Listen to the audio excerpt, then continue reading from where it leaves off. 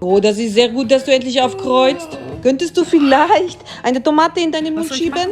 Eine Tomate essen, ganz normal, ja. Warum? Oh, ich mag es einfach, wenn Leute in front of me Tomaten essen. Oh, könntest du Okay. dabei mit offenem Mund kauen? Schmatzen wäre ganz nett. Oh ja, das möchten wir sehen, hören, ja. Oh, ja, du machst das super. Warum? Du stellst mir zu viele Fragen, mach einfach weiter. Ich bin nicht umsonst ein Kühlschrank geworden. Außerdem muss ich dir keine Antworten liefern.